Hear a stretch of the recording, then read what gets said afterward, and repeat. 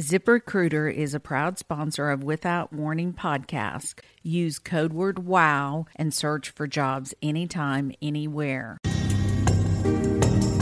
I'd like to thank Aaron Parker for working so hard to get Bobby and I together in order to have a conversation. Without Aaron, the episode would have never taken place. Thank you, Aaron. The Lauren Agee case was hastily closed by authorities, but many questions remain. Come behind the curtain with private investigator Sheila Wysocki as she uncovers the truth about what happened to Lauren. This is Without Warning. Warning: the following episode contains details about sexual violence and elements that are graphic in nature.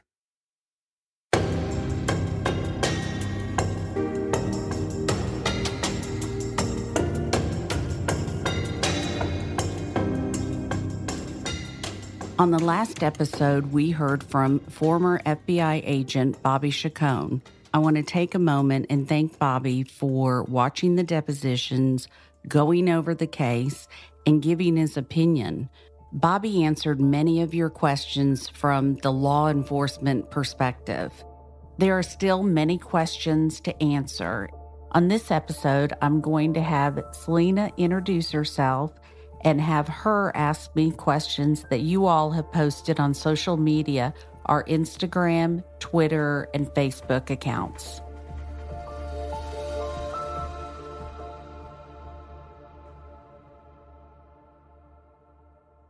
Hi, I'm Selena, and I'm a PI in training.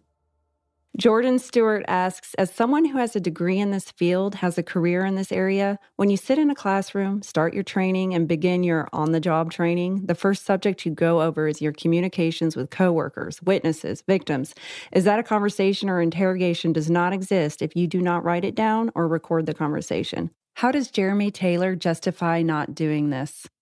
Jeremy Taylor not writing the information down is actually not protocol in any police department.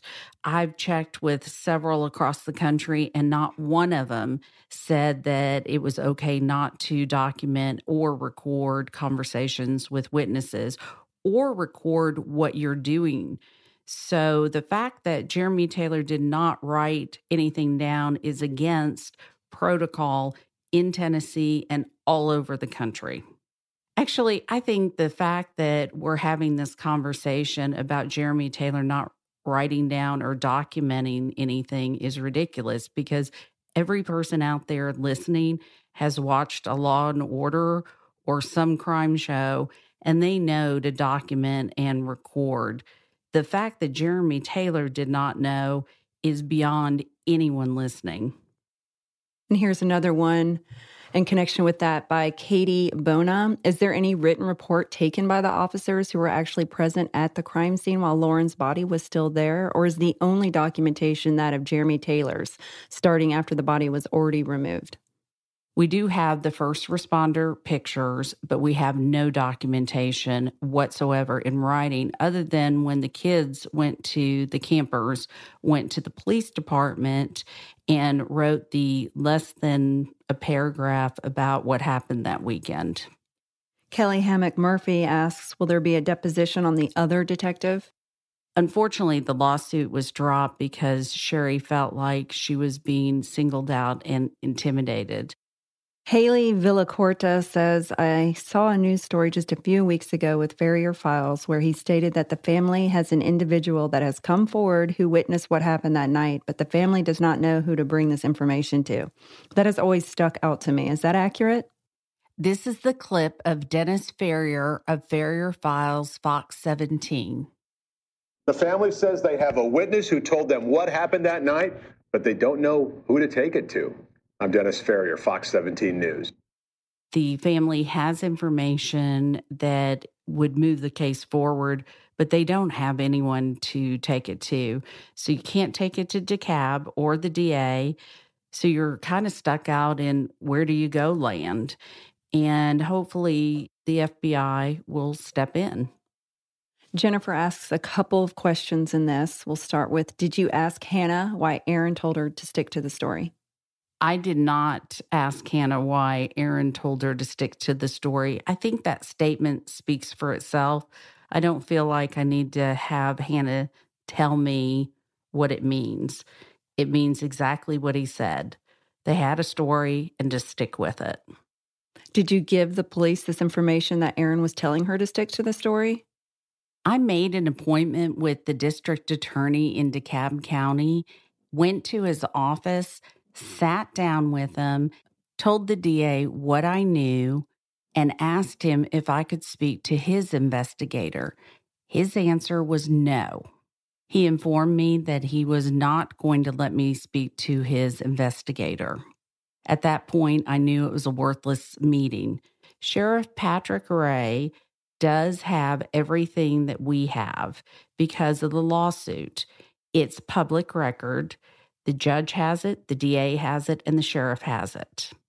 Angie Renee Gant asks, when is the sheriff up for re-election, or was he elected in this past election?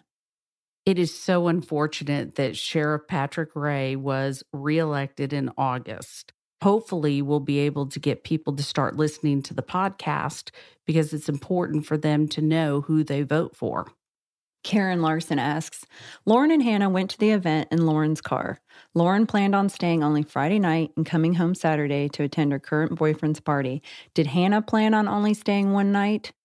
Hannah had planned to meet with Aaron and go home with Aaron, so she already had other plans to stay the weekend. Why didn't Lauren drive home when she told people that she wanted to leave? In an earlier episode, Aaron Lilly told Jeremy Taylor that he took the keys away from Lauren. Lauren could not leave Wakefest in her car to go back to Hendersonville because she did not have her keys. Lauren Mueller asks, this is a huge question for me. She was hanging out with Evan at the bar Saturday night. She wasn't being held against her will or anything at that point, but she certainly should have left for Chase's house by then. At what point did she change her mind about leaving Wakefest? Why? And why didn't she tell Chase? Okay, so I cannot answer all the questions about Lauren and what she did and did not do.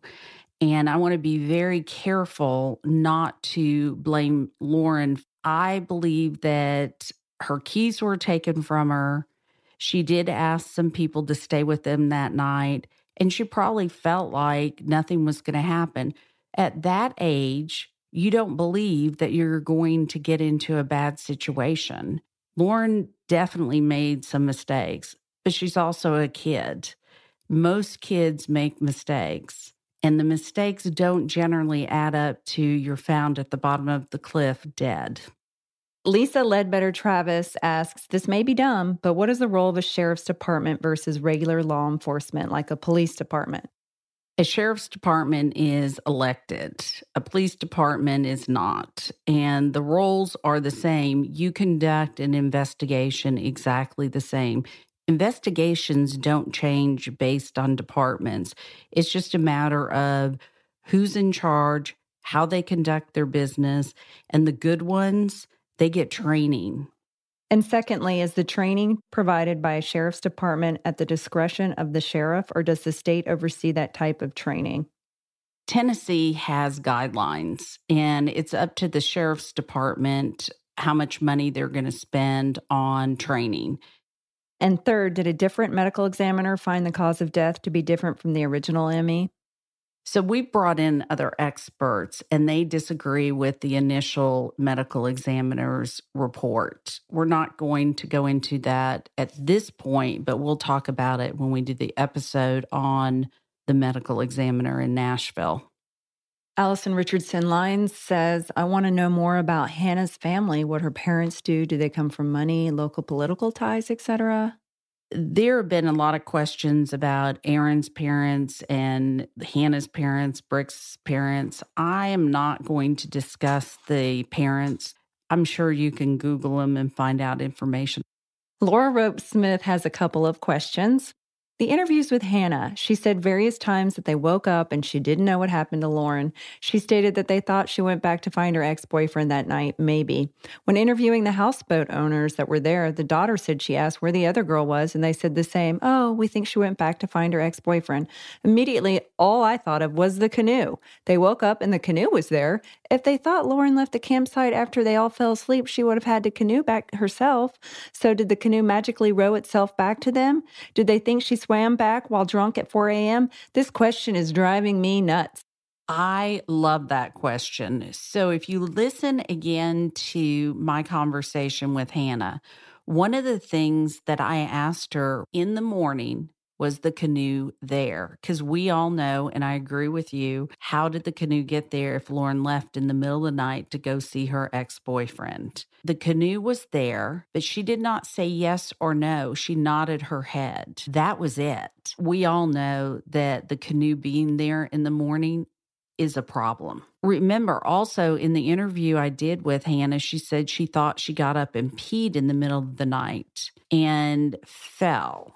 So if your friend in the middle of the night peed and fell, wouldn't you look for her in the morning or notify the police officer that you saw the night before that you think your friend's missing?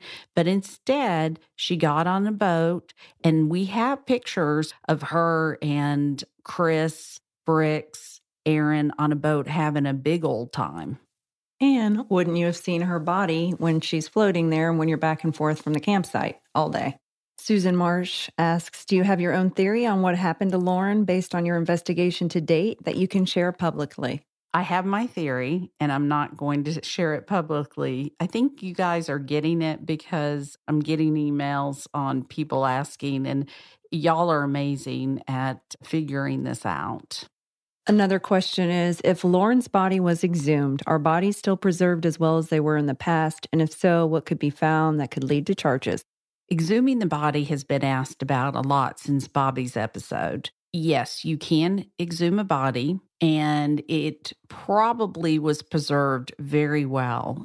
Potentially, there is evidence. If Sherry decides to exhume the body, she would have to have in place someone to do it because it's not going to be done by the Nashville Medical Examiner's Office.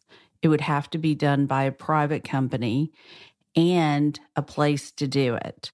Right now, who do you trust? Not one person in this situation has stepped up to do the right thing. I mean, there's just a lot that goes into it. You can't just say, okay, I'm exhuming a body. You have to plan it out. If Sherry exhumes the body and they find evidence, we're at square one again. Who do you take it to?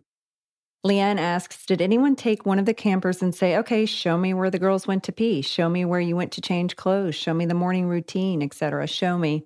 The simple answer is no. Not one person from Dekalb County asked to be shown anything, and you would make an excellent investigator.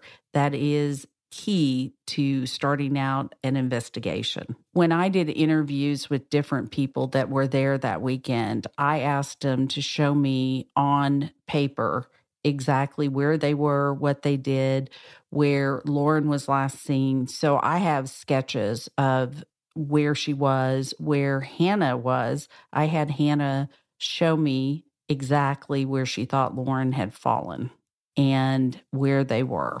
So I have that, but the police never did that, no. So there's a question about the 600 boats possibly being in the marina area and that the currents pushed her body into the second cove. Is that possible? That's a fantastic question. I'm so glad someone brought that up. What people don't understand that's listening to the podcast is just how far out Wakefest was. So the marina is in one area, and you go at least 6 to 10 miles away from the marina. So all those boats are 10 miles away. We had someone look at all those factors and only went on scientific evidence. Lauren's body would not have ended up in the second cove based on science. I take all the witnesses, the preliminary witnesses, and I talk to him to see what they said, see if it was possible for Lauren to have fallen into the water and then floated over to the second cove. I don't want to take a case that I'm going to come back later and say to the mom, hey, guess what? Your daughter did fall. It was better for me to find out at the very beginning. So I retraced all the steps that I was told based on witnesses, going to the marina, going up to the cliff, looking around, taking all the stuff that Sherry had done, all the stuff that Michael Sands, the other private investigator they got early on, took his information and went up and retraced everything. Every area we were told that Lauren was, we threw that dummy. We also took a lighter weight buoy to see if you could make it down the cliff. What people don't understand about the cliff is it's at an angle. It's not a straight drop. It's kind of like like Bobby said, you have a little landing with a beach area. There's a very short area, and the rocks are all so jagged. You can't go up there without, nicking yourself or scratching yourself. I put water jugs. This is initially when I took the case to see the currents. You could test the currents. Had they tested the currents that day, we wouldn't be having this conversation. So since I wasn't there that day, I went and spoke to different fishermen and people that lived in Dekalb around the marina who are actual witnesses to what happened in the water that day based on the currents, not Lauren, but the currents. From the autopsy photos from Patreon, you see that she has a busted nose and lip. Is there speculation that perhaps she was punched and then fell and got the injuries that she sustained? So the question about the autopsy photos, I want to be clear on what's being shown first. The autopsy photos that we're sharing on Patreon are photos that are not inappropriate or disrespectful to Lauren, but they do show true evidence. So things are blurred out, cropped, but you're getting the idea of what happened. And in the autopsy report that has also been given to the Patreon people, they noticed that there's no record of her nose being broken. And if you look at it and we do a video showing the difference, you can see there was trauma to her nose and a split lip. I don't think it takes somebody who has a medical degree to look at something like that and know whether or not someone has been harmed in their nose and lip. You can physically see it. So that's another area that we'll discuss when we do the autopsy medical examiner episode. Is a punch in the nose something you would commonly use if you were going to rape someone? A punch in the nose is a great way to stun someone, shut them up, and dominate them. Generally, women will slap one another. They don't go for the nose punch. And I believe someone out there is going to say, well, couldn't it have been from a fall? So had she fallen and broken her nose and split her lips, there would be more cuts on her face. There would be scrapes. The pictures, I believe, speak for themselves. Yes, I did talk to TWRA, and I will say this, in the whole time of doing this investigation, TWRA has been the one agency that has cooperated and been helpful.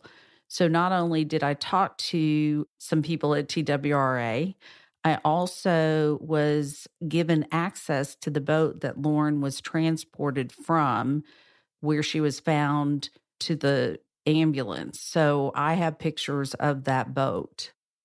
Did law enforcement determine if there was blood or any evidence on the canoe? So in order to find out if there was any evidence on the canoe, that would mean you would have to actually look at the canoe. And we know that Jeremy Taylor, through his deposition, did not do that. If you later learned Lauren had hemorrhaging in her throat, would you have taken steps to investigate that? Oh, absolutely.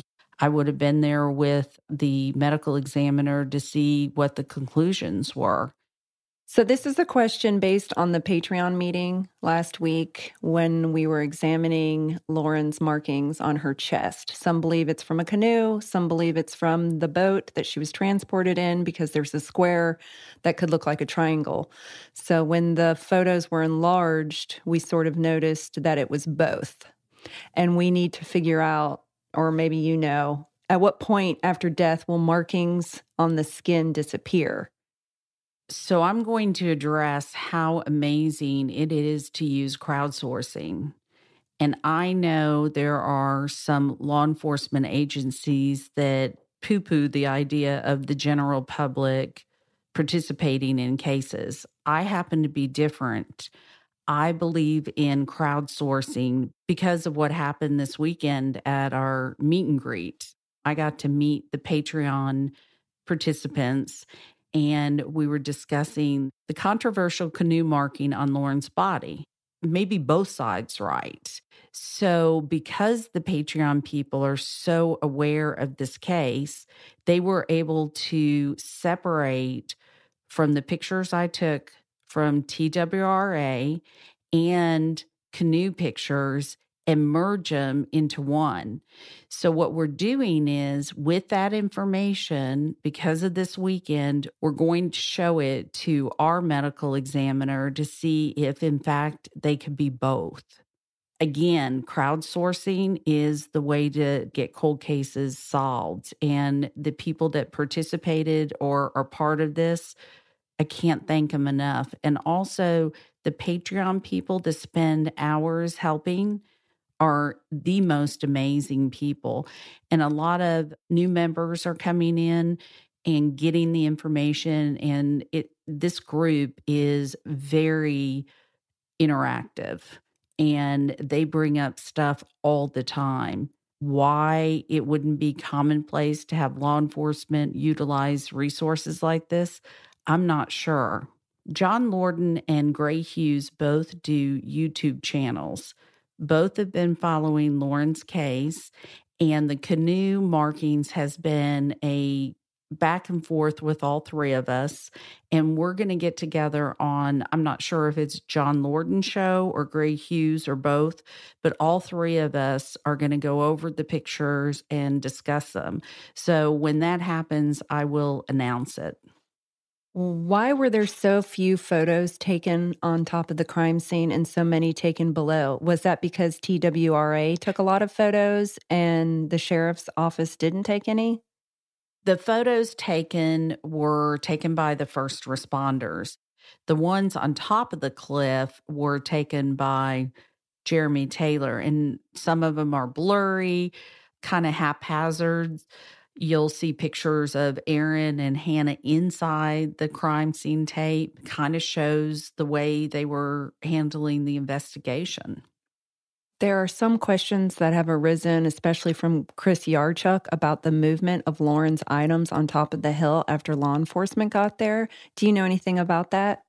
We'll have an episode with Chris Yarchuk where he can kind of go through the movements of that day. But the most shocking information that came out of the meeting I had with Chris Yarchuk was two things. Number one, there were two campsites. Number two, Lauren's shoes were at campsite number one, not campsite number two, where the tents and where a sleeping bag were found. So obviously, he's a fantastic eyewitness, and I believe that he would know where he saw her shoes. Wasn't Chris Yarchuk the last person besides her friends to have seen Lauren? No, Chris Yarchuk was the last authority to see Lauren alive, but the people on the houseboat were the last people to ever interact with Lauren before she went over to the cliff. Chelsea Stark brought up a good point about if law enforcement's theory is that she fell while she was peeing, why were her pants up? Great question. And that's somebody who's paying attention. If Lauren had been peeing, holding on to the tree as Hannah showed me, her pants would be down. But what's interesting about that is Lauren's biological father, Brian, said that had Lauren wanted to pee, She had no inhibitions. She would have just peed right there, wherever she was standing. She wouldn't have gone to the pee area. Where's Hannah's appeal? The first case that went in front of Judge Jonathan Young was Hannah's. The judge threw out all of Sherry's case. Sherry Smith decided to appeal it. That appeal was heard in October. Sherry has not heard from the appellate court whether or not that case will go forward. Is it possible to sue a sheriff's department? In the state of Tennessee, you cannot sue a police department for not doing their job. One of the questions I get over and over is the autopsy, so I am bringing on Mark Gillespie to answer those questions. He has both forensic and investigative skills. I have worked with Mark, and I know that he has integrity and also a dedication to this industry. Crowdsourcing is such a valuable tool, and I believe in investigative work. It is so needed. So I appreciate the people from Patreon coming out last weekend, sitting down and brainstorming. It was, first of all, so nice to meet so many of you. And secondly, it was amazing what came out of that meeting. I look forward to utilizing the crowdsourcing venue again.